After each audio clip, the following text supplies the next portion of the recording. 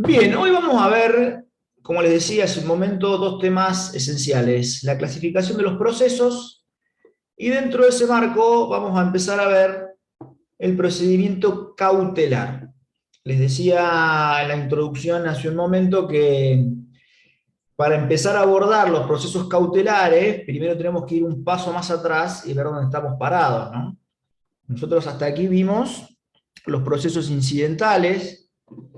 El proceso cautelar podríamos tranquilamente incluirlos bajo el paraguas de esta clasificación. Es ciertamente un incidente, una cuestión incidental que se puede suscitar durante el curso o incluso de manera previa a la instancia principal. Así que en este sentido, abraza todos los principios que nosotros vimos de la materia incidental, salvo eso de la sustanciación previa, porque como vamos a ver ahora dentro de un rato, tiene la particularidad de que se conceden inaudita parte. Bien, ¿Qué quiere decir, entonces, profe, perdón que te sí, interrumpa? ¿Qué quiere decir inaudita parte? Pues ya lo he escuchado un par de veces y no lo entiendo. inaudita parte es sin escuchar a la otra parte. Ah, Sí, es una voz latina, implica o que quiere decir que se van a dictar sin leer o escuchar los argumentos de la otra parte. perfecto. Bien, como les decía, demos un paso atrás y veamos los tipos de procesos que existen, por lo menos en el código, ¿no? Porque cada autor va a formular clasificaciones propias, así que una manera de darnos un poco de certeza en este terreno es analizar la clasificación de los procesos que trae nuestro código procesal. Vamos a usar la clasificación primaria, ¿no? Que es la que trata Couture en su libro Fundamentos del Derecho Procesal Civil y Comercial. Y él habla de que podemos clasificar en tres grandes tipos de procesos. Tendríamos en primer lugar los de conocimiento, los de ejecución y los de tipo cautelar. Esto nosotros lo encontramos reflejado en nuestro propio código, ¿no? Van a ver que el proceso de conocimiento, a su vez, se clasifica en tres variantes, que son los juicios ordinario, sumario y sumarísimo. Estamos hablando de que el juicio ordinario empieza en el 319 del código, el juicio sumario en el 484 y siguientes, y el sumarísimo en el 496. Mucho cuidado si usan cualquier libro que hable del sistema nacional, porque ellos tienen dos procesos de conocimiento: el ordinario y el sumarísimo. Desapareció el sumario. Lo que pasa es que el sumario en realidad vive hoy en el ordinario. Es como que desapareció el ordinario y a lo que era ordinario, a lo que era sumario le pusieron ordinario. Por eso se habla de una sumarización del proceso ordinario, tendiente a simplificar un poco las formas. Pero bueno, eso a título anecdótico, porque nosotros vemos provincia de Buenos Aires, no analizamos el sistema de la nación. Así que existen tres procesos de conocimiento que son ordinario, sumario y sumarísimo. Después tenemos los procesos de ejecución, que son básicamente dos: los de ejecución de sentencias y el proceso ejecutivo. ¿Ejecutivo de qué? De títulos de crédito. Toda la teoría general de los títulos de crédito ustedes lo van a ver en Comercial 2. Letra de cambio, pagaré, cheque, etcétera, etcétera.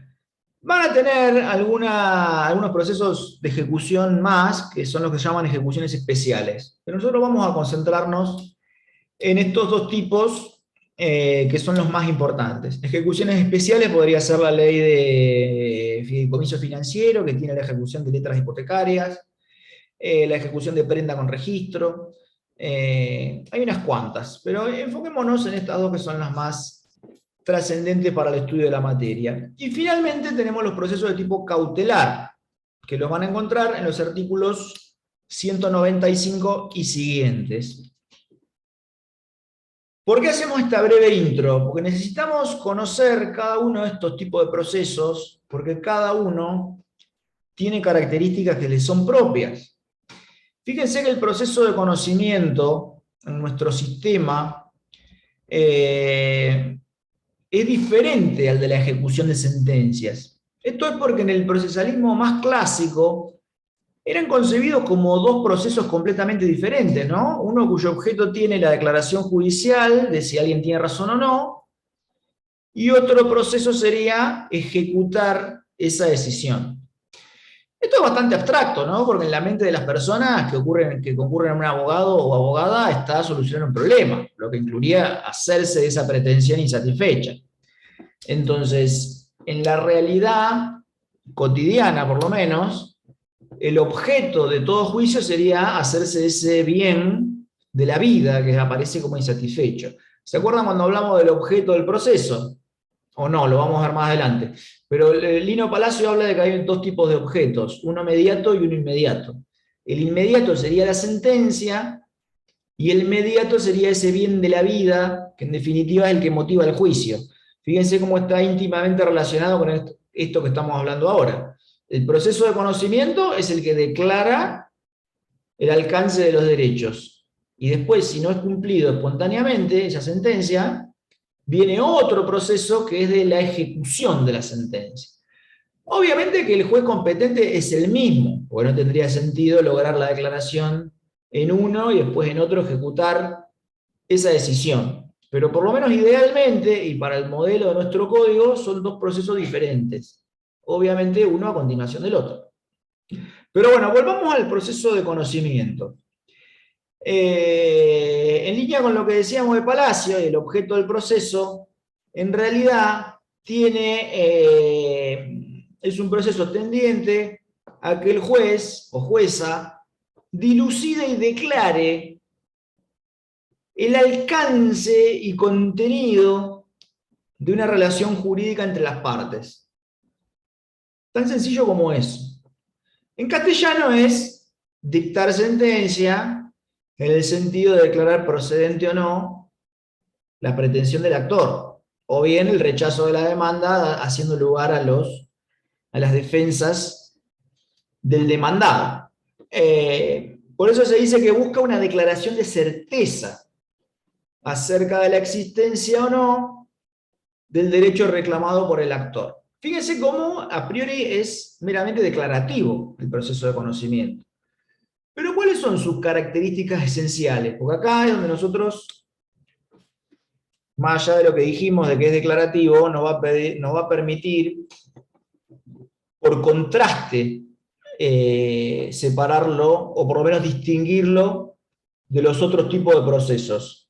Fíjense que una de las características esenciales del proceso de conocimiento es una actividad cognoscitiva, ¿no? Porque valora los elementos de juicio. Me refiero a la prueba en relación con los hechos. En cambio, los procesos de tipo ejecutivo no funcionan así, son abstractos. En realidad lo que se persigue es la ejecución de un título o bien de una sentencia, y el ámbito de discusión no es amplio, porque por eso ciertos títulos seleccionados por el legislador tienen carácter ejecutivo. Si no, no existirían las ejecuciones. O sea, una cosa va de la mano con la otra. Si no existieran los juicios de ejecución, tampoco habría títulos llamados papeles del comercio, porque justamente su característica es poder tener una ejecución rápida que no se meta de lleno en la relación causal. Por eso mismo, el proceso paradigmático es el de conocimiento, porque es el más amplio. Va a tener amplitud cognoscitiva, o sea que el juez o la jueza va a poder analizar tanto los hechos como las pruebas, como todas las defensas, ¿no? Por eso que se dice que permiten la discusión exhaustiva.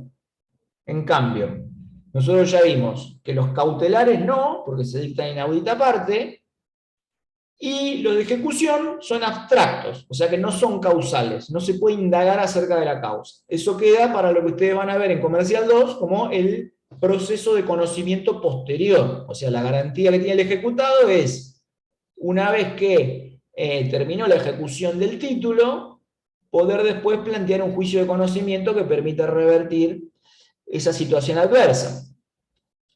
Luego, en segundo lugar, los procesos de conocimiento dan lugar a una sentencia de fondo que pueda resolver el conflicto de manera definitiva y con fuerza de cosa juzgada material.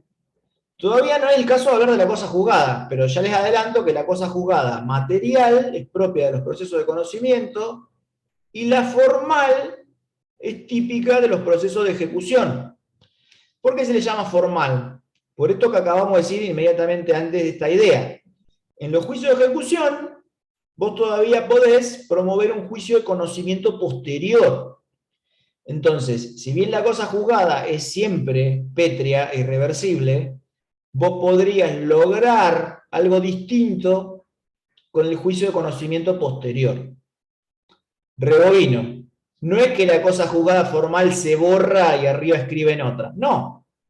El ejecutado, si sale todo bien, es despojado de algún bien de su patrimonio y se lo da al acreedor.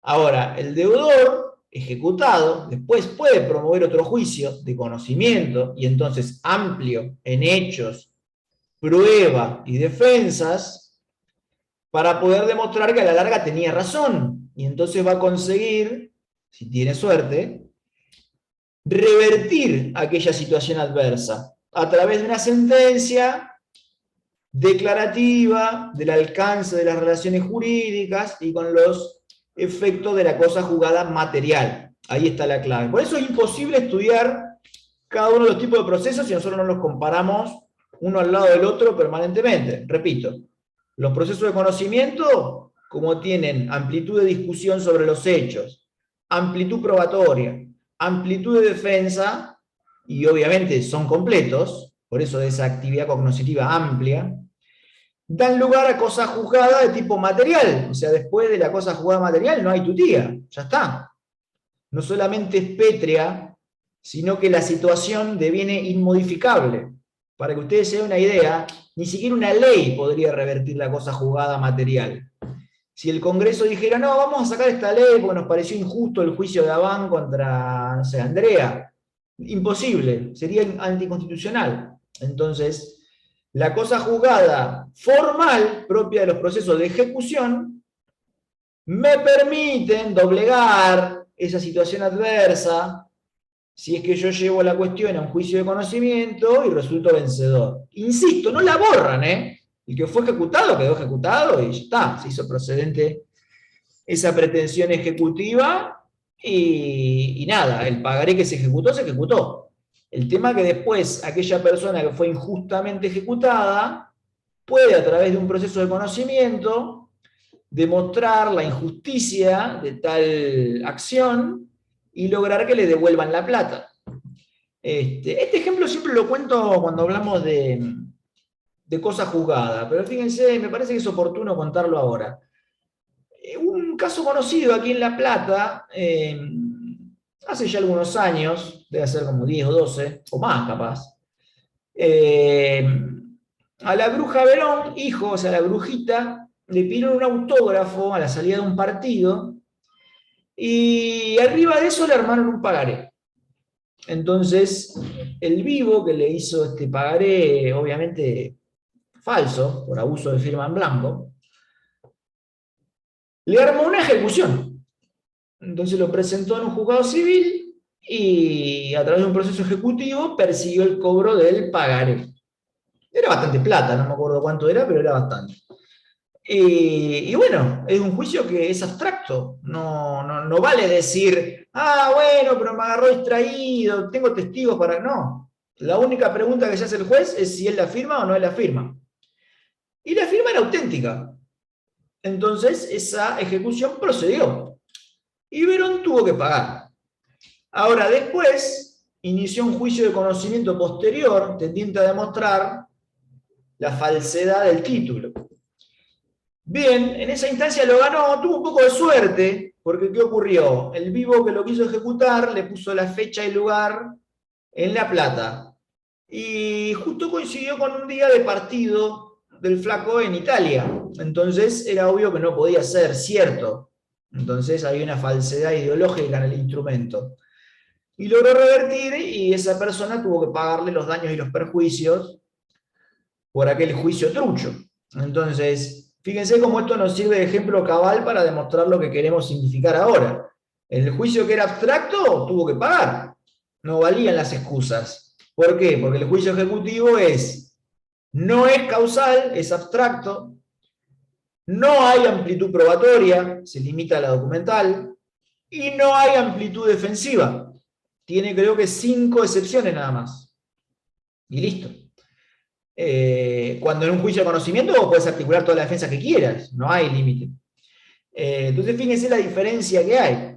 Incluida la cosa juzgada, ¿no? La cosa juzgada formal, bien, usted tiene que pagar, la sentencia se paga, y después esa situación adversa es susceptible de ser doblegada a través del juicio de conocimiento, que es el que en definitiva hace la cosa juzgada material.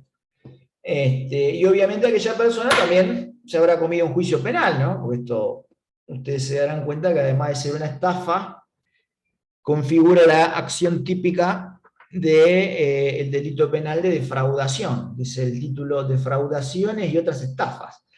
Y uno de los tipos que prevé el Código Penal es justamente este. Así que tuvo que pagar la plata, más los daños, y además se comió un juicio penal. Bien, sigamos adelante. Los procesos de tipo cautelar, ¿no? Que son los últimos que nos quedan por ver, y los que vamos a hacer un poco más de foco en la clase de hoy.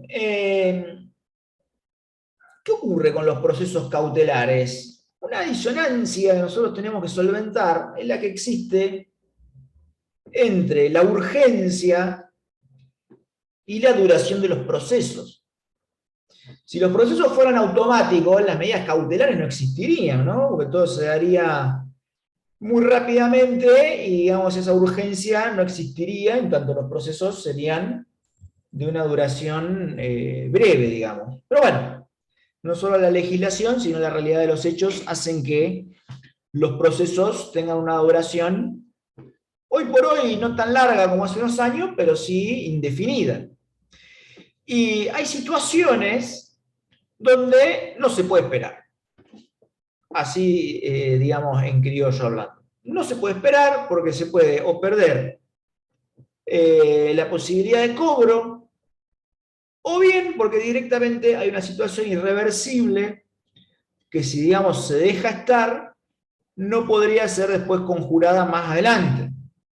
Entonces, de ahí nacen las cautelares, de la necesidad de conjugar lo urgente con los tiempos que tiene el proceso, que no todas las veces son tiempos muertos, ¿no? Son tiempos, o sea, que los procesos tengan cierta duración no es de por sí algo malo, al revés. Todo plazo está en aras del debido proceso y de la defensa en juicio. Imagínense que si yo para contestar demanda tuviera un día, está bien, sí, tendría un proceso rapidísimo, pero la verdad que no sería muy justo en términos de poder defenderte en el marco de una causa. Así que los plazos de por sí no son malos. Lo que es malo es cuando se estiran indefinidamente, ¿no? Siempre se dice que la justicia tardía no es justicia. Pero bueno, hay ciertas cuestiones que no pueden esperar y entonces necesitan de una tutela cautelar. Ojo que no hay que confundir lo urgente con lo cautelar, ¿eh? Esto es algo que dice Peirano. Guarda, porque no es lo mismo, no es lo mismo. Por eso es tan importante conocer la clasificación de los procesos antes de abocarnos a la cautelar, porque es más allá del código, nosotros podríamos encontrar otra clasificación que es la de los procesos urgentes. Ahora ustedes fíjense que no no coincide con el cautelar. Por ejemplo, si yo tuviera que trazar una columna con los procesos urgentes, yo ahí colocaría el amparo, colocaría el habeas corpus, podría ser la acción preventiva del Código Civil y Comercial. Los interdictos también son procedimientos urgentes. Ahora, fíjense que estos, a su vez, pueden tener cautelar o no. Entonces, no necesariamente lo urgente coincide con lo cautelar. Eso es clave entenderlo, porque después, cuando analicen causas, van a ver que los amparos, por ejemplo, que es una acción urgente, a su vez solicitan una medida cautelar. O sea que sería lo urgente dentro de lo urgente, o lo más urgente de la urgencia. Esto tiene que ver con que también, lamentablemente, los procesos que son urgentes tienen una duración indefinida. Entonces va mucho de la mano con la realidad cotidiana. No los procesos, no necesariamente son tan urgentes los procesos que caratulamos así. Bien, sigamos adelante. Tienen su fundamento constitucional, no es que estén tirados de los pelos y se le ocurrió al legislador incluir una tutela cautelar en perjuicio de ciertas garantías del debido proceso. No, no, al revés. Fíjense que enmarcan dentro de la tutela judicial continua y efectiva del artículo 15 de la Constitución Provincial. Pues si yo quiero tener una tutela que sea eficaz, eficiente, y que además sea continua, no podría yo esperar en todos los casos hasta la sentencia, porque digamos, no habría una continuidad, habría como una intermitencia ahí, ¿no? Si se desatiende lo urgente, que después se vuelve irreversible, no tendría tutela judicial continua, ni mucho menos efectiva. Entonces, enmarca dentro de las previsiones del artículo 15 y obviamente las del debido proceso que nosotros ya vimos, artículo 18 de la Constitución Nacional, y específicamente el 8 y el 25 del Pacto de San José de Costa Rica. Que acá se podría meter cuando el pacto habla de medios que sean idóneos y que sean céleres. Sin perjuicio de que eso está pensado en el amparo, nosotros podríamos incluir aquí lo de remedios rápidos y eficaces. Entonces, la tutela cautelar está enmarcada dentro de las normas fundamentales, ya sea a nivel interamericano, nacional y en la Constitución Provincial a través del artículo 15. Un artículo que es clave, chicas, les pido por favor que después lo vean. No sé si ya lo mencionamos, creo que sí, cuando hablamos de debido proceso, pero eso por favor después mírenlo, porque es un artículo que es clave. Lo mismo que el 8 y el 25 del Pacto de San José de Costa Rica. Bueno, en realidad, el 8 y el 25 es una manera de resumir todo lo que se dice en otros pactos sobre garantías judiciales y de la defensa en juicio. Entonces, están en muchos pactos y convenciones, pero digamos que el 8 y el 25 de San José de Costa Rica son los más importantes porque son los que son genéricos en el sentido de comprender a un colectivo de personas indefinido, pero son también específicos porque se aplican al sistema interamericano, a situaciones concretas, y además son los que pueden llegar por vía de recurso ante la Corte Interamericana. Por eso es que nosotros son los que le damos más importancia, por estar dentro del sistema interamericano. Siempre los procesos cautelares son accesorios de alguno de los procesos que ya vimos. Esto también es importante. El proceso cautelar es accesorio a un proceso de conocimiento o bien de ejecución. No hay procesos cautelares principales. Puede ser que estén promovidos antes de la demanda principal, pero eso no quiere decir que sean el objeto de la controversia por sí misma. Lo que quiere decir es que van a acceder a otro proceso que se va a iniciar después, pero no es que sea el proceso principal el cautelar. Esto también es muy importante para después entender otras figuras que son parecidas, pero que no son cautelares, pero las vamos a ver más cerca del final de la clase. Bien, antes de meternos de lleno en lo que tiene que ver con medidas cautelares, el código trae otros tipos de procesos. Por ejemplo, fíjense que habla de procesos universales. Y aquí nosotros podríamos enmarcar al juicio sucesorio y a las quiebras y los concursos.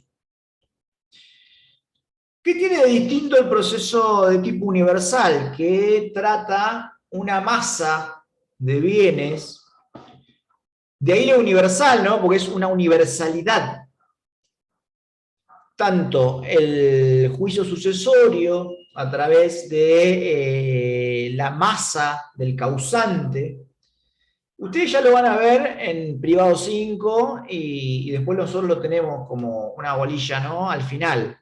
Pero les adelanto que hay dos tipos de proceso sucesorio. Uno es el testamentario, provocado por la existencia de un testamento, y el otro es el ab intestato, o sea, sin testamento. En los dos casos estamos hablando de la transmisión de bienes a los que son declarados herederos, y obviamente el tratamiento es universal, por eso tiene también lo que le llaman fuero de atracción. ¿Por qué? Porque todos los juicios que están pendientes van a ser atraídos por la masa del sucesorio. Y lo mismo pasa con las quiebras y los concursos.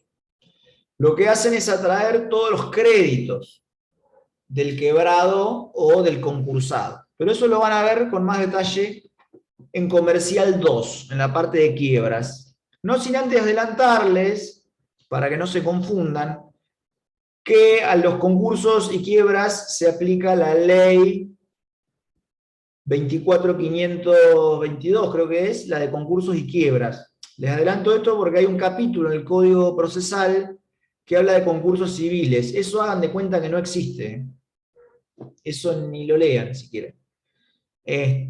Porque todo lo que tiene que ver con concursos y quiebras se aplica a la ley específica, que es nacional, bien, estos son los procesos universales, repito, los concursos y las quiebras y los procesos sucesorios, porque tratan de la transmisión de una universalidad, por eso se dice universales. ¿Universalidad de qué? De bienes.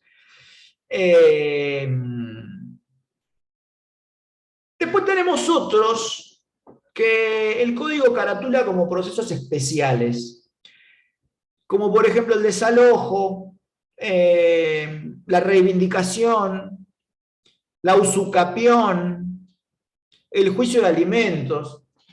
En realidad, lo que tiene es una serie de reglas que son especiales para cada uno de estos procesos.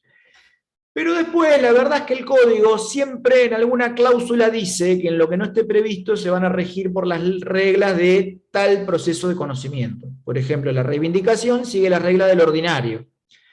El desalojo sigue la regla del sumario. Los alimentos y litis expensas siguen la regla del sumario. Y así. Entonces, en realidad, más que una clasificación especial, es una variante de los procesos de conocimiento. Ahí está la onda. Podría ser un subcapítulo de los procesos de conocimiento. No sé, muy complicado. Pero ustedes tienen que saber que son procesos de conocimiento con reglas especiales y siempre suelen seguir las reglas de otro proceso de conocimiento en lo que no esté previsto. ¿Qué más? Después nos quedan los procesos voluntarios. En realidad los procesos voluntarios no es que sean... A ver, en términos de consentimiento todos los procesos son voluntarios, ¿no? Porque nadie puede ser obligado a intervenir en un juicio en el que no quiere. Puede atenerse a las consecuencias de no hacerlo. Pero digamos, cualquier juicio, cualquier presentación en juicio está visto como una carga más que como una obligación. Entonces, ¿en qué sentido es voluntario? Bueno, es voluntario en el sentido de que en realidad nosotros necesitaríamos de una sentencia para lograr algún efecto jurídico y que no necesariamente es de tipo contencioso ese juicio. Ahora cuando les dé los ejemplos les va a cerrar. El divorcio. El divorcio no es contencioso, mucho menos después de la reforma del Código Civil y Comercial. Yo lo que necesito es casarme, o en realidad uno no se divorcia cuando necesite casarse, ¿no? Es para romper el vínculo que tiene con el cónyuge anterior, pero digamos que lo que yo necesito es ese estado de soltería, sería, no sé cómo definirlo, pero digamos, lo que yo necesito es romper un vínculo conyugal, disolverlo y seguir adelante. Y ni siquiera es susceptible de reconvención ni de oposición. Es casi un trámite administrativo. Por eso algunos autores comparan la jurisdicción aquí con los trámites administrativos, porque en otros países ni siquiera es judicial. A ese punto se llega. Lo mismo puede pasar con la autorización para contraer matrimonio. O sea, fíjense cómo en todos los casos son ejemplos de que yo necesito una sentencia para acceder a otra cosa. En este caso sería casarme, ¿no? Si yo necesito casarme y soy un menor, puedo pedir una autorización judicial para hacerlo, y una vez que el juez me la conceda, voy a estar habilitado para realizar ese acto jurídico. ¿Qué más podría ser? Las autorizaciones para salir del país, también en el caso de los niños y niñas que se encuentren en la necesidad de ir a hacer un viaje al extranjero. La autorización, si es que el otro padre no está por cualquier motivo o se niega, puede ser judicial. Una vez más, fíjense cómo es un requisito que yo necesito para poder hacer otra cosa, en este caso salir del país. Entonces, en ese sentido son voluntarios. No son voluntarios en el sentido de que yo estoy obligado a transitar por esa vía si es que quiero el otro efecto que estoy persiguiendo. Pero bueno, son voluntarios. A mí me gusta verlos como algo contrario a lo contencioso. No son contenciosos. En vez de haber ahí un sentido agonal, son más bien voluntarios en el sentido de que yo podría, no sé, elegir no casarme y no pedir la autorización. O sea, no va a pasar nada más que yo no voy a obtener ese efecto que estoy buscando como requisito, con la sentencia como requisito previo, ¿no? Y los ejemplos serían el divorcio, la autorización para salir del país, la autorización para contraer matrimonio. Couture incluye acá la autorización para ver los libros por parte de los socios. Podría ser, esa es media rara, pero sí, podría ser. Pero bueno, no se compliquen mucho con los procesos voluntarios. Siempre véanlos de ese modo. Voluntario por oposición a lo contencioso y como un medio para un fin. Siempre persigue un acto jurídico, ¿no? Y después nos queda otra clasificación, que esta sí no la van a encontrar en el código, pero que está bueno por lo menos conocerla, seguramente en Administrativo 1, y en Administrativo 2 también, ¿por qué no? Van a ver algo relacionado con esto, que son los procesos de tipo colectivo. ¿Te escucharon nombrar alguna vez?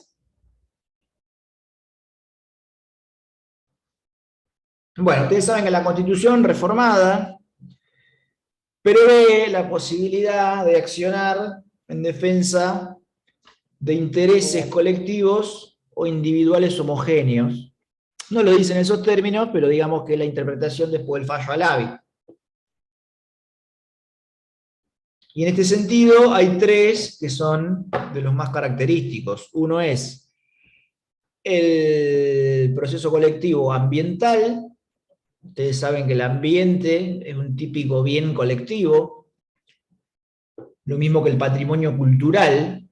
Y bueno, en el artículo 42 encontramos a los derechos de los usuarios y consumidores dentro de la relación de consumo. Estos podrían ser susceptibles más que del reclamo de un derecho colectivo, quizás de la articulación de pretensiones que son individuales y homogéneas. Individuales pero homogéneas serían. Y después tenemos todos los que son susceptibles de ser colectivizados en general, ¿no? Por haber violaciones masivas de derechos. Acá podríamos meter el fallo Berbisky, por ejemplo, ¿no? Que trataba sobre condiciones de detención en la provincia de Buenos Aires. Pero bueno, no les quiero complicar mucho la existencia con esto, pero sí saber que existe, que el fallo leading case es Alavi, en provincia de Buenos Aires es el fallo López, y después pueden leer Mendoza, que es el típico fallo ambiental y de reforma estructural.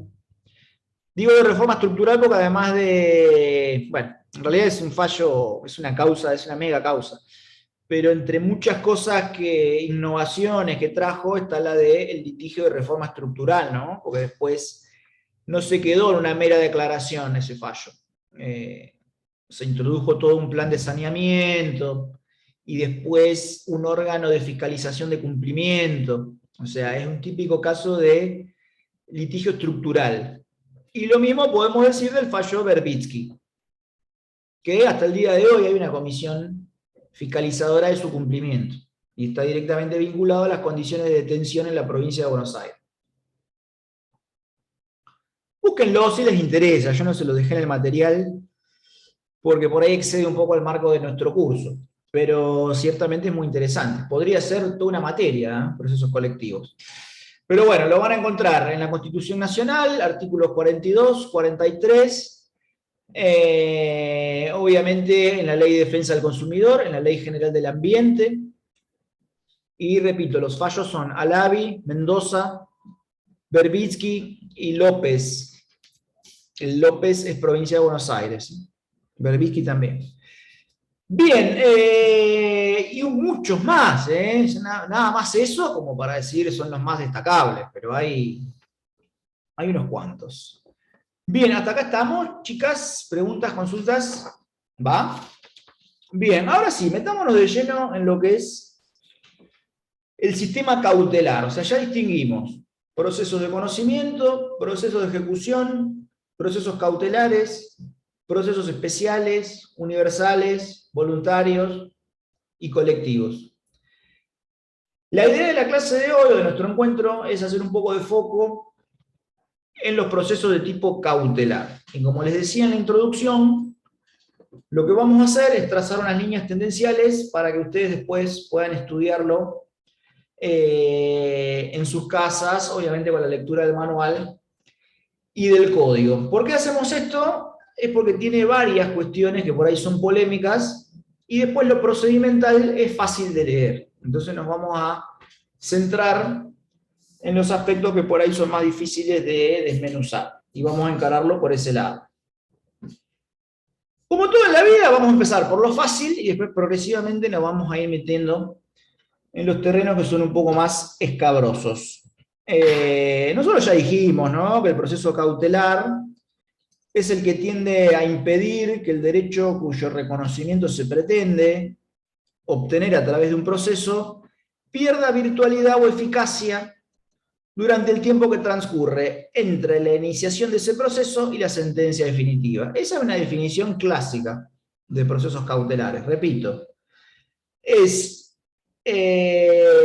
un tipo de proceso que tiende a impedir que el derecho cuyo reconocimiento se pretende obtener a través de otro proceso pierda virtualidad o eficacia durante el tiempo que transcurre entre la iniciación de ese mismo proceso y la sentencia definitiva. Es una definición clásica. Bien, entonces, la tutela cautelar se va a limitar a la protección del objeto del proceso, ya sea a través de la inmovilización del patrimonio del deudor o del supuesto deudor, o bien provocando algún tipo de innovación sobre la realidad. Para plantearlo en términos muy generales, se va a modificar la realidad en algún sentido, o lo que se va a hacer es una inmovilización del patrimonio del deudor para proteger ¿qué? La eficacia de una futura sentencia en un proceso, ya sea de conocimiento o de ejecución. Pero digamos, lo central es esta idea, ¿no? Es la de evitar que pierda eficacia una futura sentencia definitiva, ya sea en un juicio de conocimiento o bien de ejecución. Por eso la reina de las cautelares es el embargo. Fíjense cómo el embargo, ¿qué viene a ser el embargo? El embargo viene a ser la indisponibilidad de un bien determinado afectado al cumplimiento de una deuda. Entonces, ¿ahí qué está ocurriendo? Hay un bien que forma parte del patrimonio del deudor que es bloqueado, por decirlo de algún modo, y ese bien después se va a afectar al eventual cumplimiento, ya sea de la sentencia o bien al pago de la deuda, si habláramos de un juicio de los de ejecución. Después vamos a ver cómo se hace eso, pero esto es la última clase del curso, ¿no? La sentencia de tranza y remate y la ulterior subasta. Ya eso lo vamos a ver más adelante, pero quedémonos con esa idea. Y por otro lado pueden también modificar o no la realidad, pero eso lo vamos a ver sobre el final de la clase de hoy. Bien, ¿cuáles son los tres presupuestos clásicos de la tutela cautelar? Primero, la existencia de un derecho que sea verosímil. Creíble vendría a ser, ¿no? Después, el peligro en la demora, que le da la nota de urgencia. ¿Se acuerdan que hablábamos de urgencia hace un rato? Esa nota de urgencia la vemos a través del peligro en la demora. Y finalmente, toda cautelar encuentra su contrapeso en una contracautela, que es una garantía, una seguridad que da el peticionario de que tiene derecho a lo que está pidiendo. Pero bueno, vamos uno por uno. Empecemos por la verosimilitud. ¿La proporcionalidad también, profe, está dentro de los presupuestos? No, eso sería una característica, pero no un presupuesto. Bien. En realidad, lo que tiene que haber es una relación entre la verosimilitud y el peligro, pero eso lo vamos a ver ahora, no nos adelantemos. Bien, empecemos por el derecho verosímil. La verosimilitud viene a ser un punto intermedio entre la incertidumbre total o el desconocimiento y la certeza. Es como una suerte de escala en los grados del conocimiento, ¿no? Yo podría tener el desconocimiento total, en el otro extremo podría tener la certidumbre, y en el medio hay como grises, ¿no? Entonces está lo que es verosímilmente probable, y bueno, hay más matices, pero digamos que la doctrina califica a uno de esos grados del conocimiento como lo que es verosímil. Pero eso tiene otro problema anexo. Determinar, una vez que ya sabemos que la verosimilitud es un grado del conocimiento, determinar cuándo un derecho es efectivamente verosímil. Y ahí no, hay muchas corrientes doctrinarias, ¿no? Pero digamos que la más moderna va por el lado de lo probable, de la probabilidad. Porque imagínense que uno puede hacer un juicio objetivo o subjetivo sobre lo que es verosímil, ¿no? Yo podría decir, bueno, a Andrea le creo. ¿Por qué le crees? Sí, porque, no sé, me parece buena persona. En realidad, no, ese no sería correcto en términos procesales. Porque nosotros tenemos que guiarnos siempre sobre parámetros que sean lo más objetivables en términos jurídicos. Entonces, el derecho verosímil va de la mano con lo probable. ¿Y cuándo es probable? Bueno, cuando el actor, o mejor dicho, el peticionario, logra acreditar, formar la convicción en el juzgador. ¿Y eso cuándo se logra? En general con documentos, chicas. Se los anticipo de una. Porque acá muchas veces en la mesa libre, no es por cargar las tintas sobre los que vienen a rendir, porque en realidad no hay ningún libro que lo diga abiertamente. Es todo como muy declamativo. La realidad es que un escrito, por más que esté bien hecho y bien fundado, y digamos desde su poder de convencimiento sea algo potente, eso no va a hacer que a vos te den una medida cautelar. No hay ninguna posibilidad que con base en un escrito bonito uno consiga una cautela. Siempre el fundamento de la verosimilitud va a ser un documento. Siempre. Fíjense cómo en los procesos de ejecución esto se ve cabalmente. Si yo voy a pedir una medida cautelar en la ejecución de un pagaré, tengo el pagaré, tengo el título. Si yo voy a pedir una medida cautelar en la ejecución de una sentencia, ¿de dónde surge el derecho verosímil?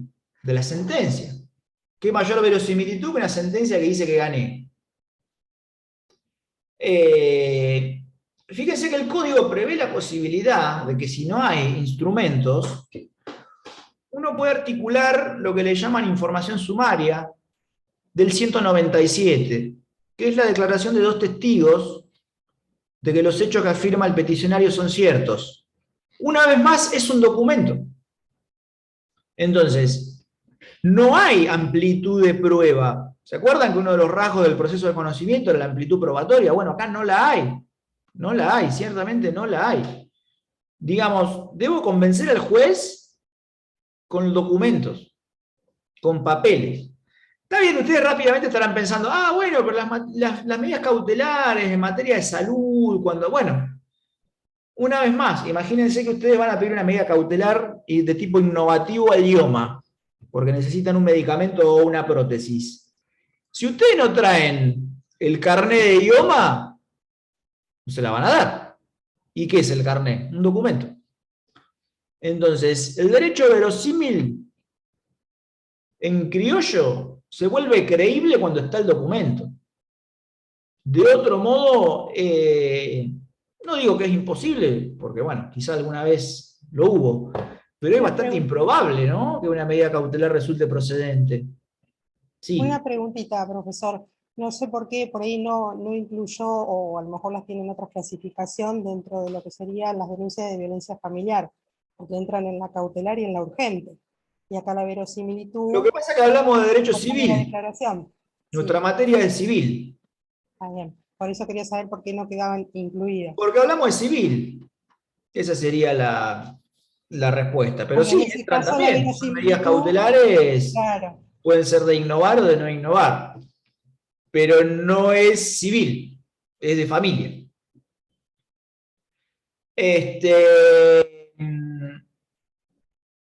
No me acuerdo por dónde iba. Pero bueno. La verosimilitud es un grado del conocimiento. Se vincula a lo probabilístico. Y en la realidad se materializa en la generalidad de los casos a través de un documento. Está buena igual la pregunta de Andrea. ¿Por qué? Porque en realidad estas son medidas cautelares, las de protección de personas, que si bien son de otro fuero, también respetan estos postulados. Lo que ocurre es que la urgencia es tan alta que a veces permite soslayar la verosimilitud en el derecho. ¿Qué quiero decir? Yo podría solicitar una restricción de acercamiento sin acreditar vínculo, nada. Yo digo, mirá, me quiso pegar Andrea y no quiero que se me acerque. Es mi novia. Y no hay un título que yo tenga que acompañar para justificar eso. Eso es porque la urgencia pasa por arriba de la verosimilitud. Y no sé si es tan así en realidad, porque imagínense que cualquier persona tiene derecho a que alguien no se le acerque. Entonces, ni siquiera haría falta un documento. Pero bueno, son medidas típicas del proceso de familia. Entonces, tienen algunas modulaciones que son propias del fuero. No haría falta acreditar el vínculo. Hay vínculos que son inacreditables, porque si uno dice que es la pareja, no hay un certificado para eso. Está bien, sí, hay certificado de convivente, pero no necesariamente tienen que convivir. Entonces, ese tipo de medidas, una fuerte predominancia de uno de los elementos hace que se soslaye el otro. Bien, un poco ya lo hablamos, pero el peligro en la demora está dado por la nota de urgencia. ¿Cuándo hay peligro en la demora? Cuando estoy expuesto al riesgo de que el objeto del juicio se pierda, o bien pueda ser ineficaz la sentencia. O sea, yo puedo lograr una sentencia hermosa, pero después no la puedo hacer cumplir, por ejemplo, por insolvencia del deudor. La nota de irreparabilidad es bastante fácil de comprender también, ¿no? Si yo necesito un medicamento para alguien que se está por morir, es ahora, no cuando esté la sentencia definitiva. Porque capaz que esa sentencia definitiva se consigue con la persona que ya quedó incapacitada o que falleció. Entonces, esa es la nota de urgencia. Lo que deviene irreparable si no se solventa en el momento, o bien lo que puede llegar a hacer que la sentencia sea ineficaz. Y acá sería el momento de hablar de la relación entre estos dos requisitos. Un poco ya lo dijimos a raíz de la consulta de Andrea, pero existen modulaciones. Esto le llama Peirano la teoría de los vasos comunicantes, porque él dice algo así que cuanto mayor verosimilitud se requiere de menos urgencia, y cuanto más urgencia, más flexible es el análisis sobre la verosimilitud del derecho. Fíjense cómo esto encaja cabalmente en los ejemplos que dimos, ¿no? En la protección de personas hay un nivel de urgencia tan elevado que el derecho verosímil directamente ni se analiza.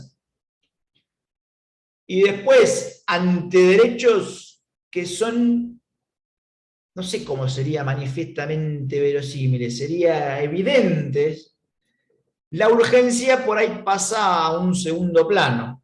En esto nosotros no lo tenemos, pero los brasileños sí. Se llama tutela de evidencia y implican la concesión de medidas cautelares automáticas cuando el derecho es evidente. Fíjense este ejemplo que les voy a dar, porque es el más contundente. Si esto en vez de ser Argentina fuera Brasil, el que va a reivindicar un inmueble podría hacerse del inmueble ya mismo. En cambio aquí tiene que transitar todo un juicio de conocimiento hasta ver si la sentencia definitiva le da la razón o no. La justicia brasileña ha sido reformado muy recientemente, creo que es de 2015 el Código Nuevo de la República Federativa del Brasil. La tutela de evidencia permite acreditar la legitimación sobre el derecho que se reclama y rápidamente acceder a ese derecho, y después se discute, o sea, se sigue discutiendo, pero ese reclamo evidente ya fue satisfecho. Aquí en Brasil el reivindicante podría ir con informe de dominio a su nombre, con la escritura y todo el derecho real en regla, y le dirían, bueno, hágase el inmueble y después discutimos a ver si el que estaba adentro tenía razón o no. En cambio aquí es al revés. Una reivindicación puede durar años hasta que le dicen, ah, sí, mira, tenías razón, sí, era tuya la casa. Y bueno, ¿y quién le paga a esa persona? Nadie, porque en general el usurpador o ocupante es insolvente, entonces de los daños y perjuicios no se hace cargo nadie. Entonces fíjense la diferencia que hay. Y esto me da pie para decir otra cosa. En los juicios de conocimiento, ustedes ya podrán estar vislumbrando, a través de lo que dijimos, que las medidas cautelares son muy, pero muy raras. Muy raras. ¿Por qué? Porque si yo pretendo una amplitud de debate con amplitud de medios probatorios, está complicado conseguir una cautelar. Porque ya le dijimos que la cautelar, en general, es un derecho indiscutido con fundamento en documentos. Indiscutido no sería apropiado ese término, pero digamos, un derecho con alto grado de verosimilitud y que en general viene apalancado por un documento. En los procesos de conocimiento esto nunca se da. Está bien, ustedes estarán pensando en los contratos, el derecho de los contratos. Ah, yo podría tener un contrato. Bueno, sí, pero la discusión está en el cumplimiento o no, lo cual es susceptible de prueba. Entonces, en los clásicos juicios de conocimiento, muy rara vez visto una cautelar. Les digo más, yo tengo conocimiento de uno solo, un juicio que llevó adelante un colega, que tenía algo muy particular. Les voy a contar un poquito el caso para que vean lo difícil que es conseguir una medida cautelar en un juicio de conocimiento. Resulta que una persona había alquilado una casa, incumplió con la obligación de contratar un seguro contra incendio. El Código Civil y Comercial prevé en todas las locaciones la obligación de contratar un seguro contra incendio. Omitió esta obligación y la casa se prendió fuego íntegramente hasta los cimientos. Entonces, mi amigo que iba por la Actora, claro, se veía... A ver, desde el punto de vista objetivo no estaba complicado el juicio, porque la casa se había prendido fuego, estaba claro que no había seguro. No digo que juicio ganado, pero, digamos, tiene las de ganar. Lo complicado iba a ser cobrar algo. Porque imagínense que si la persona que ocupaba el inmueble en carácter de locataria alquilaba, es presumible pensar que no tenía casa. Está bien, sí, hay gente que tiene casa y a su vez alquila porque es más cómodo, pero no era este el caso. Y creo que mucho más allá de un sueldo fijo no tenía esta persona. Entonces, imagínense la magnitud del daño, ¿no? Estamos hablando de millones y millones de pesos. Piensen en la destrucción total de un inmueble, de que le quedó la tierra nada más. Entonces, ¿qué se le ocurrió a mi amigo? Embargar a los fiadores. Embargar a los fiadores, que sí tenían cierto nivel patrimonial. Bueno. Y me dijo, Guille, ¿qué te parece? ¿Podrá caminar esto? ¿No? ¿Cómo lo ves? Y le digo lo mismo que le estoy diciendo ahora a ustedes. Cautelar en un juicio de conocimiento, raro, raro, raro. Y menos contra alguien que no es el obligado principal. O sea, imagínense, porque acá no estamos hablando de la demandada, estamos hablando de los fiadores de la demandada. Está bien, eran fiadores en condiciones de principal pagador, lo cual los convertía en solidarios. Eso lo ayudó un poco a mi colega. Pero fíjense, él pidió embargo sobre los fiadores y se lo dieron. Y en una charla informal, el juzgador le reconoció que era la primera medida cautelar que daban en un juicio de conocimiento hacía como 20 años. Así que fíjense lo raras que son. Estamos hablando aquí de un caso donde había un nivel de evidencia muy importante, ¿no? Porque vos tenés, que es más evidente que una casa totalmente prendida a fuego, ¿no? Y la ausencia de seguro. Y le digo más, fíjense que se da un supuesto particular, muy parecido al que prevé el código con el embargo, en los casos donde no hay seguro automotor. Después, cuando ustedes lean embargo y lo lean finamente, van a ver que uno de los supuestos que prevé dentro del juicio de conocimiento son los casos donde no hay seguro automotor, y estamos hablando de un accidente de tránsito, ¿no? Se puede embargar directamente, no solamente los restos del auto, si es que lo hubiere, sino algún bien del patrimonio de la parte demandada. Hasta fíjense cómo hay cierto paralelo entre esos dos casos. Y así fue como mi amigo consiguió ese embargo, que es totalmente raro en los juicios de conocimiento. En general van de la mano, o de un proceso de ejecución de títulos, o de un proceso de ejecución de sentencias. Y siempre la reina es el documento, ¿no? Siempre la reina de los medios probatorios es la documental. Bien, hasta acá estamos, chicas, ¿puedo seguir? Sí, sí. Bien, entonces, breve repaso. El proceso cautelar tiene por objeto, o bien preservar el objeto, digamos, de la pretensión, o bien lograr hacer efectiva la sentencia cuando eventualmente se dicte. Sus presupuestos son el derecho verosímil, el peligro en la demora y la contracautela. Muy raras en los juicios de conocimiento. Esto está dado por la amplitud probatoria que tiene el proceso de conocimiento, y toda vez que exceda ese marco cognoscitivo no se puede hacer lugar a una medida cautelar. y en general están presentes en las ejecuciones de título y en las ejecuciones de sentencia. En un caso porque está el documento, y en otro porque el haberse dictado una sentencia definitiva dota de verosimilitud al reclamo del peticionario. Bien, la contracautela es algo muy sencillo, ¿no? Es una garantía que da el que solicita una medida cautelar, en el sentido de que su derecho es verosímil y que con eso se va a hacer cargo de los daños y perjuicios si es que la hubiera pedido en forma temeraria. Pueden ser de dos tipos. Puede ser personal o puede ser real. Real es cuando se deja una cosa en garantía. Que no es que le dejan la cosa ahí en el juzgado. Dicen, no, bueno, yo tengo este auto y lo ofrezco como contracautela de mi medida cautelar, pero no le dejan la llave al juez. Queda afectado a ese cumplimiento. Y personal es la caución juratoria. Es cuando alguien promete, empeña su palabra, en el sentido de que su derecho es verosímil. Es bastante común, aun cuando ustedes estén pensando, pero bueno, ¿quién va a dejar una caución? ¿A quién le van a aceptar una caución juratoria? Bueno, es bastante común. Sobre todo en los casos donde hay beneficio de litigar sin gastos, que es uno de los casos exentos de contracautela, en general piden lo que llaman caución juratoria, que es prometer que el derecho es verosímil y que se tiene derecho a pedir, a que es legítimo el reclamo de esa medida cautelar. ¿Van juntas, profe, las dos? ¿La personal y la real? ¿O cualquiera, independientemente? No, en general es una u otra. Ah. Es una u otra. Bien, ¿cuáles son las características propias del proceso cautelar? Muchas ya las fuimos punteando, así que no me voy a detener demasiado en esto. Su principal característica es la de ser accesoria a otro proceso.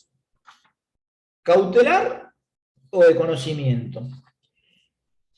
La segunda característica que tiene es la de ser provisional, o sea, por un determinado momento, mientras dure el estado de cosas. ¿Por qué? Porque una persona que parecía insolvente, después se puede volver muy solvente y no hace falta tampoco estar con un embargo de manera indefinida.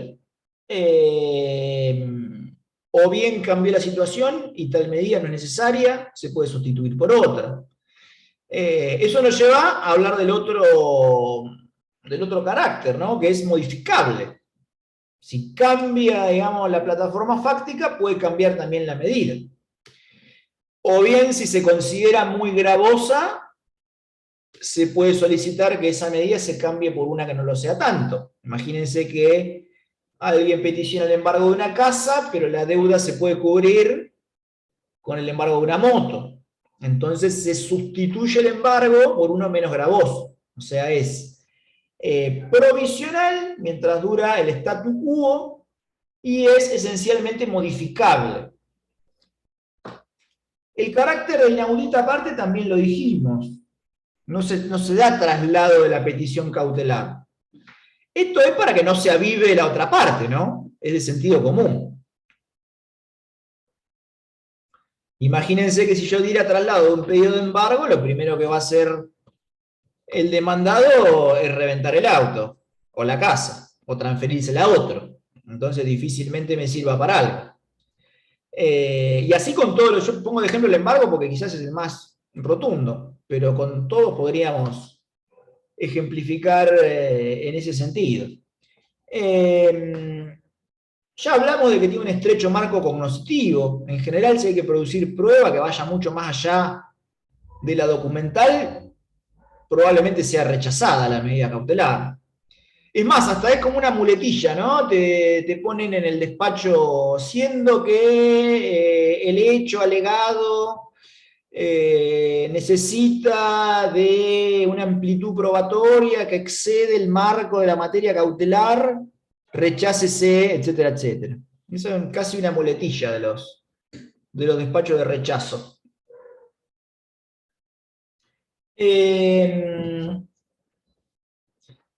Y por último, otra cuestión que los procesalistas clásicos lo tenían bien claro, y después se fue como relativizando al día de hoy, que tenemos otro escenario. Los autores clásicos se preguntaban si la medida cautelar podía coincidir total o parcialmente con el objeto del juicio principal. Y rápidamente se respondían que no. A ver, si yo vengo a pedir cebollas y cautelarmente pido cebollas, es medio raro, ¿no? Porque estaría coincidiendo el objeto del fondo con el objeto de la tutela cautelar. Entonces el procesalismo clásico decía que no, que en realidad una característica esencial del proceso cautelar era que el objeto de la cautela no coincidía con el objeto del juicio. Por ejemplo, si yo vengo a pedir el cumplimiento de una prestación, la medida cautelar es el embargo de otro bien, no de la misma... O sea, no sé si se entiende, pero yo, por ejemplo, la obligación alimentaria, la puedo garantizar con el embargo de un auto. Y creo que este ejemplo ya lo comentamos. Los alimentos provisorios no son una medida cautelar, son un adelanto de tutela.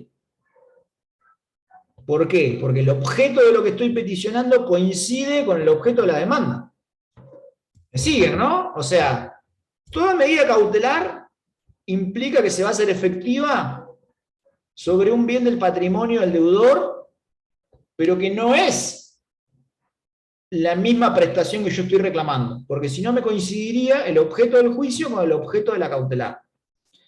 Entonces los procesalistas clásicos decían rápidamente, no hay ninguna posibilidad de que estos dos objetos coincidan, y si coinciden, será otra cosa, pero no una medida cautelar. Después fue evolucionando la doctrina y la jurisprudencia, y hoy por hoy se llega al convencimiento de que sí, de que no le quita el carácter cautelar que la pretensión precautoria coincida total o parcialmente con la de fondo. Por eso es que se habla de las medidas innovativas, que son las que modifican la realidad. ¿Se acuerdan que yo les hablé de que podía tutelarse el objeto o introducir una modificación sobre la realidad? Bien, a ese punto hemos llegado. Las medidas cautelares modernamente se acepta que puedan incluir una modificación sobre la realidad, y eso se llama medida innovativa. Que no es la misma que la medida de no innovar, ¿eh? Fíjense que nuestro código procesal, dentro de las medidas cautelares que trae, está la medida de no innovar. La medida de no innovar es dejar el status quo como está. Se prohíbe modificar el estado de cosas hasta que se resuelva la sentencia definitiva. En cambio, la medida innovativa no, es una modificación sobre la realidad, es cambiar el estado de cosas tal cual se presenta en la actualidad. Hoy eso sí se lo concibe como una variante de las medidas cautelares. No sin mucha polémica en el medio, ¿no? Hay un fallo, que ustedes lo tienen en el material, de provincia, que es el fallo Sami. Ahí el voto de Roncoroni, después léanlo porque es muy interesante, les va a clarificar un montón de cosas que se presentan como confusas. El voto de Roncoroni dice que hay dos tipos de medidas cautelares. Las clásicas, el embargo, la inhibición de bienes, el secuestro. Y después están las más modernas, o las que llaman cautelas materiales.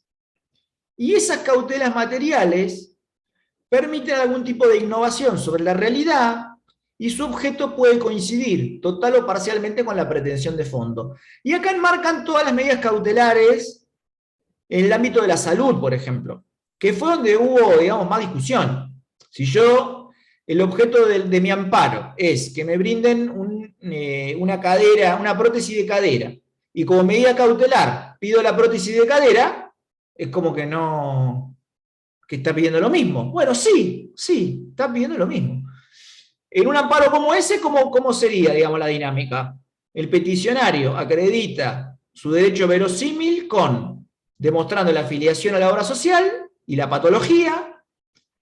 El juez, si considera ese alto grado de verosimilitud, le da la prótesis de cadera, se la tiene que dar al demandado, se la ponen, Y después el juicio de amparo sigue tramitando hasta su total culminación, hasta que está la sentencia definitiva, ya con la cadera puesta.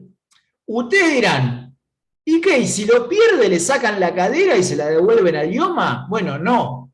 Si eventualmente se demuestra que, no sé, el carnet era trucho, porque esto ha pasado también, yo veo que hay unas muecas de sonrisa. Hay gente que en la desesperación, imagínense que sin la prestación médica queda incapacitado, la persona se muere, en la desesperación han truchado todo con tal de conseguir la cautelar. Y capaz que después se demuestra que no era afiliado. Bueno, eso después se transforma en una reparación de daños y perjuicios. No le van a sacar la cadera. Pero fíjense cómo el objeto del fondo coincide con la cautelar. Modernamente se acepta que eso es tutela cautelar. Porque funciona como un adelanto de tutela, básicamente. Después, hay otras figuras afines. Bueno, en Nación, el leading case es el fallo Camacho. El fallo Camacho también es de salud. Después hay figuras que están ahí como border, pero que no son cautelares. Por ejemplo, las que llaman medidas autosatisfactivas. Y estas son las más polémicas. Estas son las más polémicas porque el que las inventó, por decirlo de algún modo, es Peirano, un profesor de Derecho Procesal que es juez en la provincia de Santa Fe, con cierta evolución, porque si ustedes leen trabajos viejos de Peirano, quizás no dice todo lo mismo que dice hoy, o lo dice con alguna modulación. Una figura muy creativa. Yo confieso que en un principio no la compartía mucho, pero después me tocó escucharlo a Peirano en algunas conferencias y medio que me convenció, a tal punto que las terminé usando. Pero fíjense, ¿cómo sería la situación? La medida autosatisfactiva es una pretensión independiente, o sea que no es accesoria, ya ahí les da la pauta de que no es una cautelar. Por eso siempre remarqué que la cautelar es accesoria. La autosatisfactiva no es accesoria, es principal. O sea que eso también implica que no hay un juicio de fondo. En su forma más pura se dicta inaudita parte. ¿Por qué digo en su forma más pura? Porque como no está regulada, los jueces que compran toda la teoría de Peirano la van a dar inaudita parte. Y los que la compran más o menos van a dar traslado, y los que no les gusta la van a rechazar. Entonces no está regulada. En provincia, algunas otras jurisdicciones sí la han regulado, pero en provincia de Buenos Aires no existe. Se dicta inaudita parte y termina el juicio ahí. Fíjense, pongamos el ejemplo de la prótesis. En vez de ir por la vía del amparo con cautelar, alguien podría agarrar y decir, bueno, no, yo voy a agarrar y voy a promover una medida autosatisfactiva. Entonces acredita la afiliación a la obra social, acredita la dolencia, pide que le den la prótesis, pero no como cautelar, como pretensión de fondo. Y si el juez, digamos, o jueza, estuviera de acuerdo con la pretensión del actor, ordenaría la provisión de esa prótesis sin traslado y sin posibilidad que el juicio siga adelante. Termina ahí. La causa se archiva y se terminó. Suena medio loco. Yo sé que es medio loco. En los casos en que esto se ha intentado, terminan dando traslado, el juez o jueza por ahí se le reconduce, dice, no, bueno, la autosatisfactiva no va, pero atento a la urgencia, lo vamos a transformar en cautelar. Fíjense que esto nos mete en otro tema que es un temón, que es el principio dispositivo y su flexibilidad en materia cautelar.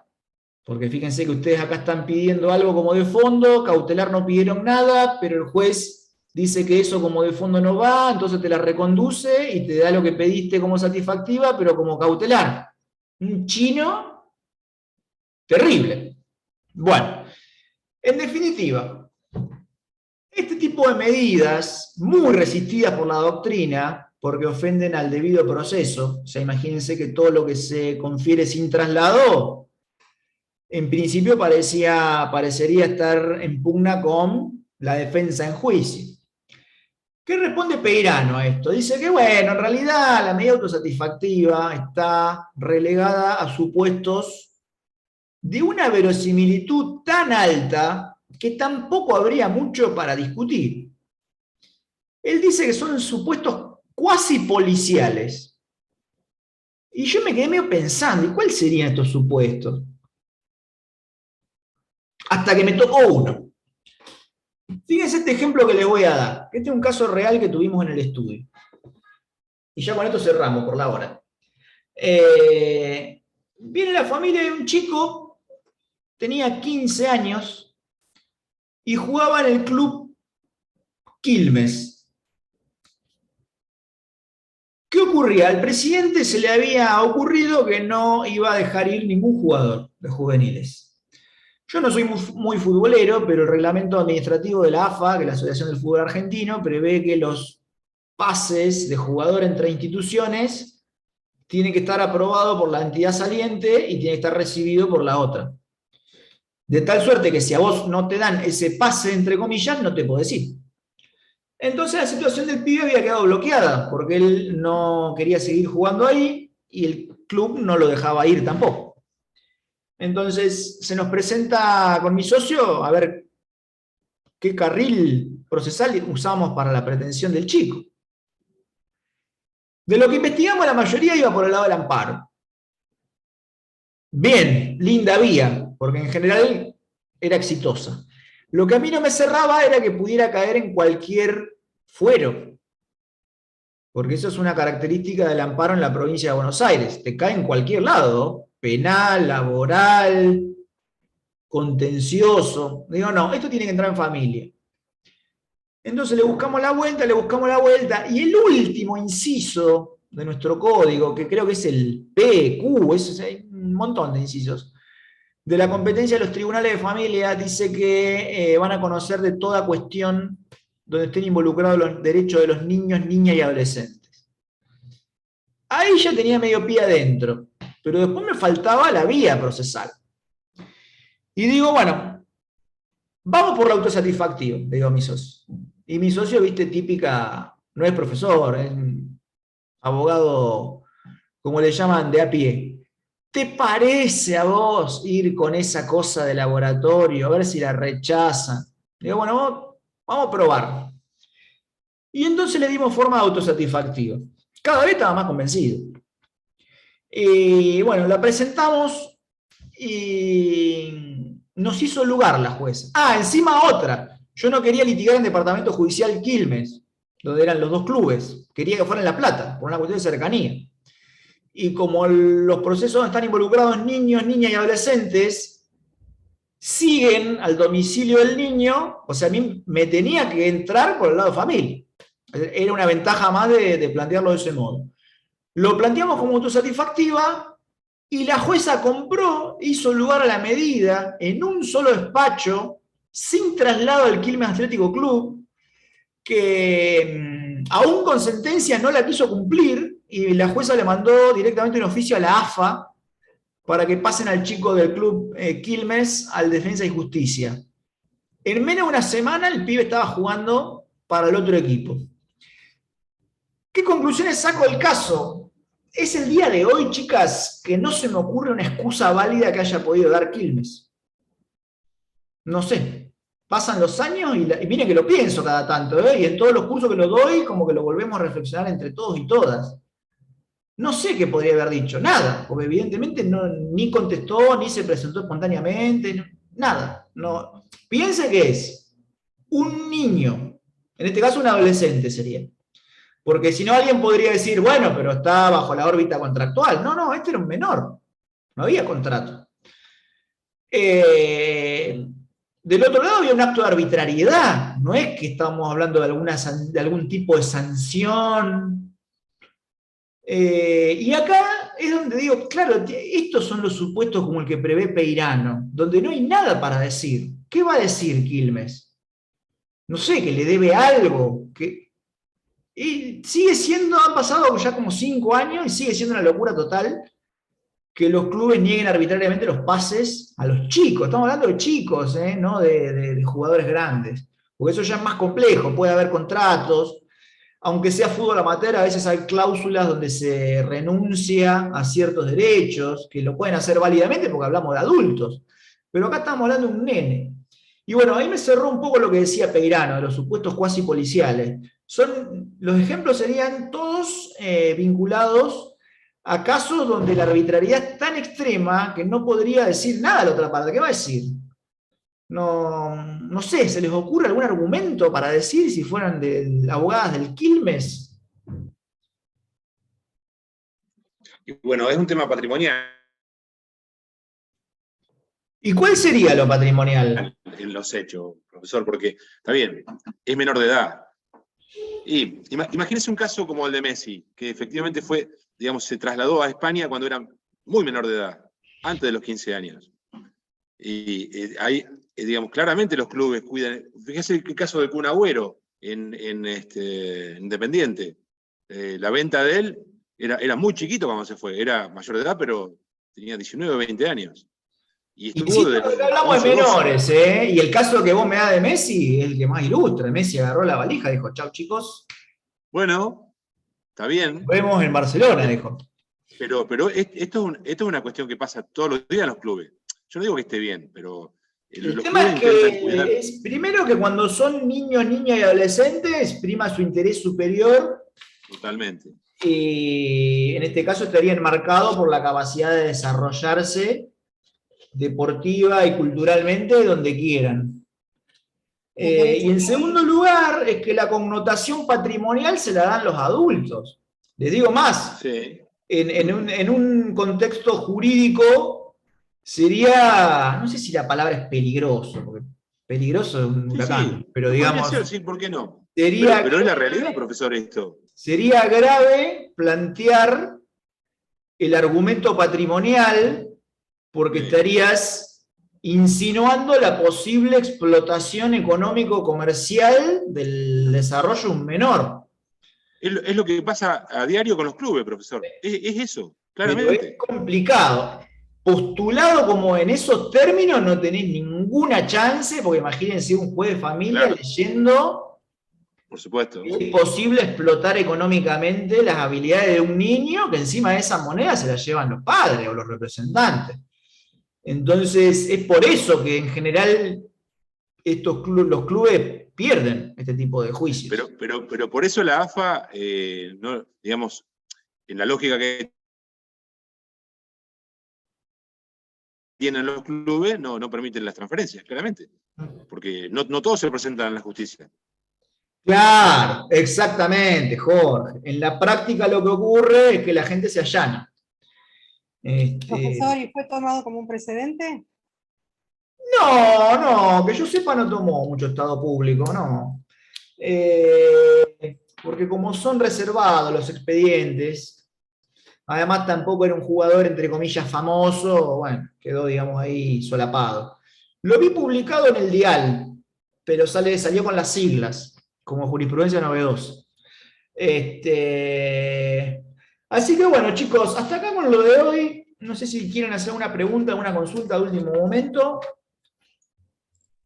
Profesor, nosotras, las compañeras del Plan 5, necesitamos hacerle una consulta, no de la clase, sino de la fecha del examen. Dime. Porque para poder dar comercial 2, nosotros necesitamos tener aprobada Proce 2, y necesitamos que haya un margen aproximado de una semana para que nos puedan cargar las notas. Bueno, ¿y cuándo es la mesa de la profesora comercial 2? Como límite, el día 16 de diciembre. Ah, llegamos bárbaro, no, estamos bien. Y nosotros... No, sí, pero nosotros habíamos quedado como última fecha. Nosotros hablamos de tomar la mesa en la semana del 11 al 17. Sí. Estamos bárbaros, la podemos tomar lunes, martes, miércoles, y llegás bien. Pero nos llegarán a subir las notas, ese es el punto. La suben en el día. Si no las figuramos en el acta, ¿sí? Sí, o si no yo voy y les digo, mirá, subila porque hay gente... Ah, bueno. ¿Eh? Si se puede hacer eso, genial. porque la profe nos decía como que no nos iban a dar bolilla, porque diciembre para alumnos es como una fecha muy Y movida. está complicada, sí. Se puede Sí, no apalancar. decíamos de- La otra es de insistir en la tener fecha anterior. original.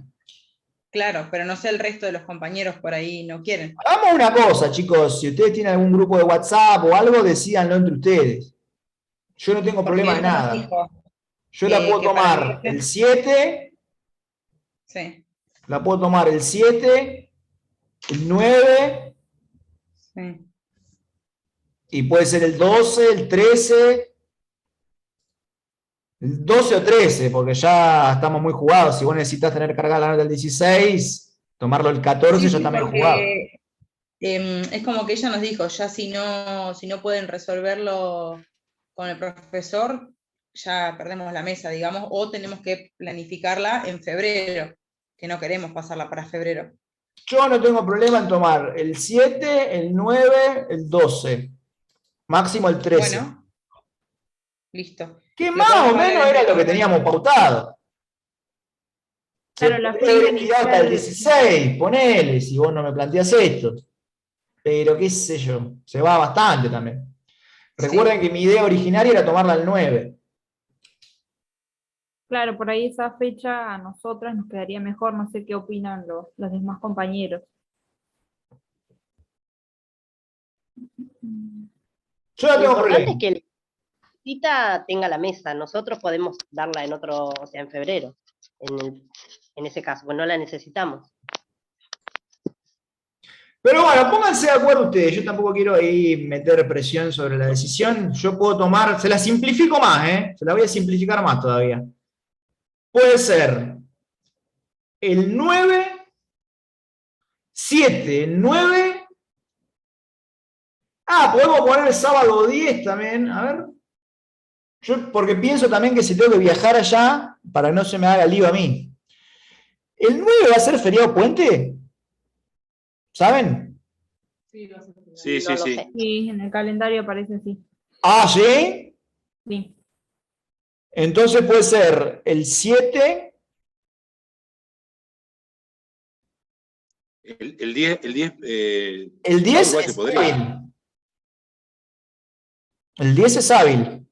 Puede ser el 7, Bueno. el 10 o el 12.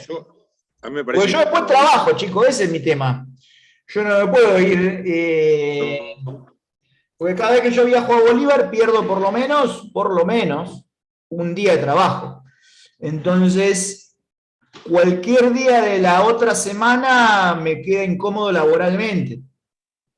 De hecho, por ahí Entonces, es mejor esa semana, porque nos da más margen incluso a que si hay demora con el tema de cargar las notas. por eso, podamos me parece llegar. que el ideal sería el 10. Eh, El ideal Bueno, sería el está bien. 10.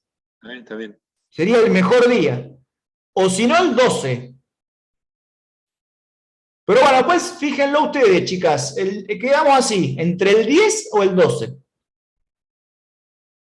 gracias, ¿Les listo. parece? Lo vamos a hablar Vale, entre gracias. todos ahora a ver qué decimos. Bueno, yo les mando un saludo grande y bueno, nos estamos viendo el miércoles que viene, después les subo la clase.